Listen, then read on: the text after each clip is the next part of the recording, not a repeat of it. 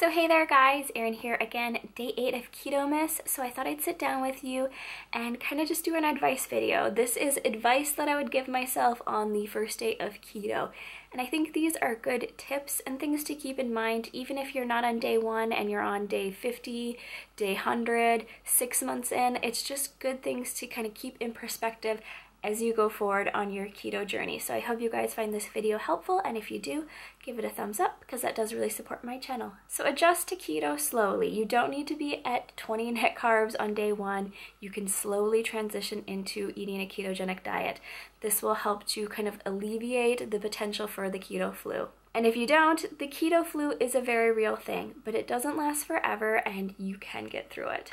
Just make sure you're keeping your electrolytes up and you're staying hydrated. Speaking of electrolytes, they can be found in tons of different foods, and food labels as well as things like MyFitnessPal don't always spell out what kinds of electrolytes are in them.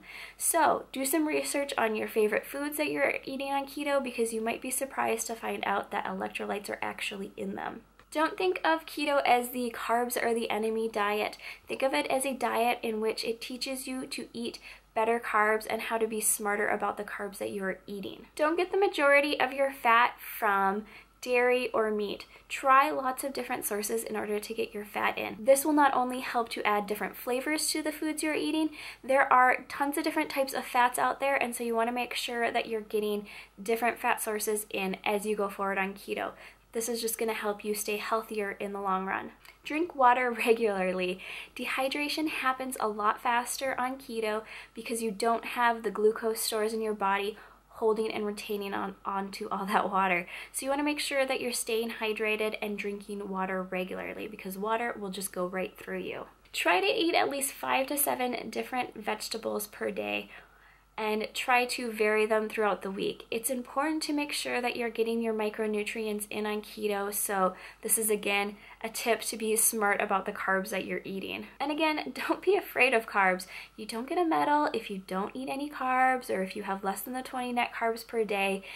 What you do end up getting is less opportunity to get those micronutrients in that you need in order to support your body. And in the beginning, your pee might smell funny. You're just gonna have to deal with it. Also, your breath might smell bad, and you're gonna need to actually deal with that because the people around you probably aren't gonna wanna deal with it. Don't worry, this doesn't last long. It's based on the acetone that is coming out of your body from switching to a keto-based diet, and this doesn't last forever. For me, it lasted maybe about the first 3 months, so again, it's not gonna last forever. You just need to be mindful in the beginning about the potential of smell. You don't need exogenous ketones in order to be in ketosis. Measure yourself from head to toe. This is the best way to track your success on keto because the scale is not always able to reflect all of the changes going on in your body. Make sure that you are measuring your success in other ways than just the scale. Don't compare your success to that of others. Your body is not their body. They are separate things, and they will go through the process in different ways. And if you're going to track yourself based on the scale, just understand that real true weight loss for most people is following a stair-stepper method, which is dun dun dun dun dun dun. It's not a line that goes across. You're going to be flatlining and then seeing drops, flatlining and then seeing drops. It's not going to happen all overnight. For me, there was many months in which I plateaued, and so you just got to keep it in mind that your body is changing and it's transitioning to your loss of weight. And if you're going to monitor it based on that scale number, you got to kind of suck it up and realize that it's not going to follow some magic slide line straight down. Anything that you're craving on keto, you can have. You just have to find a creative way to make it. There are tons of recipes out there that will help to satisfy any sweet tooth, satisfy any kind of carb craving that you're having. There are ways around it to keep yourself satisfied on keto. If you slip up, it's not a big deal. Just go ahead and get right back on the bandwagon. Don't wait until the next day. Don't wait until a Monday to start again. Just start right away, right after you slip up, because you have the ability to potentially mitigate the amount of damage that you did by slipping up if you just get right back on the horse. Eating this type of diet doesn't mean you can't be social. You can continue to be social. You just have to plan ahead and be prepared in what you can and cannot eat in those situations. And a good way to do that is to meal plan. This allows you to know what your next meal is going to be, so that way you're less tempted to cheat. No matter what somebody else tells you, you know your body best, so listen to it. If you need more of something, eat more of something. If you are enjoying your keto diet and someone's giving you a hard time, you know what benefits you're experiencing. So just kind of know within yourself and listen to your own self and how you are feeling. Find support in your loss, be it online or somebody that's in your life to kind of be a buddy through this process. When you have support, you're more likely to be successful. Limit the amount of processed keto-friendly products that you're eating.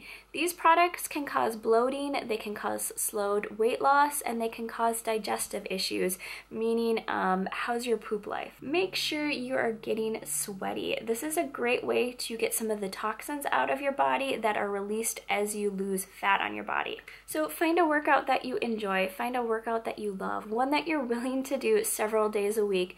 It's not only a great way to get sweaty, but it's also a great way to tone up your body after you've lost the fat that you're storing. Try new recipes and don't eat the same meals over and over again. This will cause you to cheat.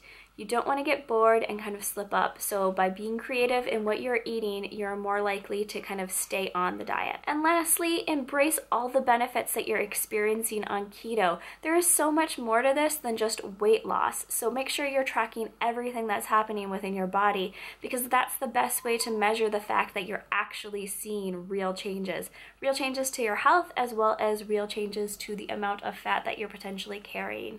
So I hope you guys found this video helpful, and that it kind of reminds you that carbs really aren't the enemy. You just want to be smart about them, and that the number on the scale isn't the way to measure your success as you go forward on keto. There's lots of different things that are going on in your body, and it's important to make sure that you're tracking them and that you're just kind of keeping a positive perspective as you go forward.